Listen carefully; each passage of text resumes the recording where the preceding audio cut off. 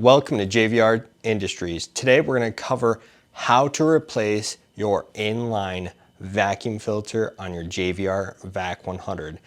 Now, if you guys haven't heard of this product yet, it's a brand new product that we just released for all of you people who are wanting to vacuum seal flour, dry, powdery substances that might get into the vacuum hose and eventually into your vacuum pump.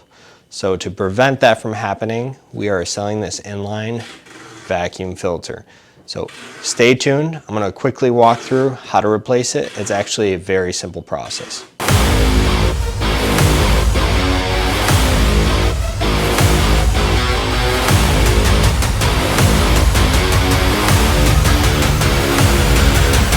Welcome back, guys. So we've got our JVR Vac100 here. We've obviously got it unplugged and powered off. We're ready to rotate off the unit.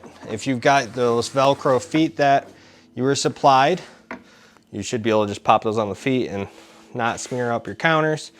Make sure you lift this to open it and press the hinging mechanism to lock this in. Now, of course, you'll need to remove the 3 Allen screws at the base of this back panel.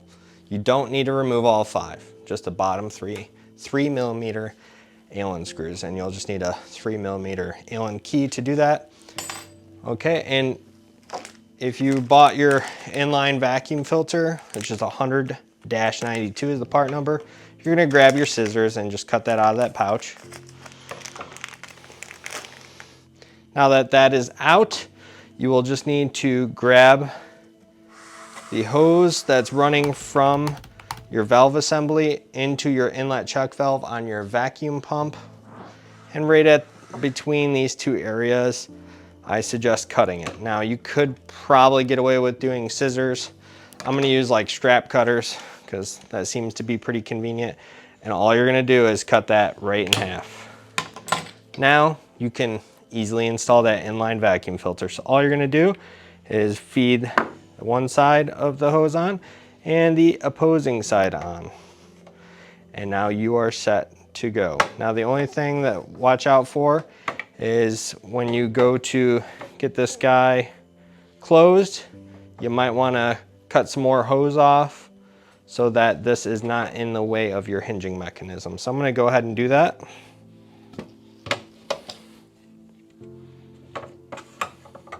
So I'll probably bring it right, I'll probably take another 6 inches off.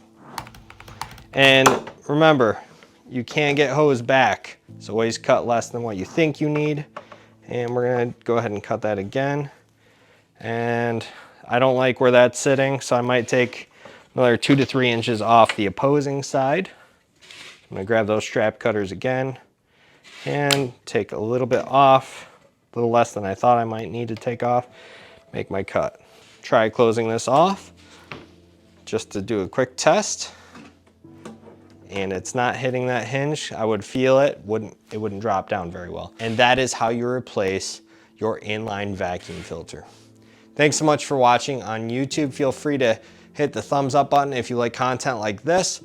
Also, please subscribe to our channel if you want to see more of our newly released content when it is released. And lastly, thanks again for watching on JVR Industries on YouTube. We'll see you guys soon. Catch you later.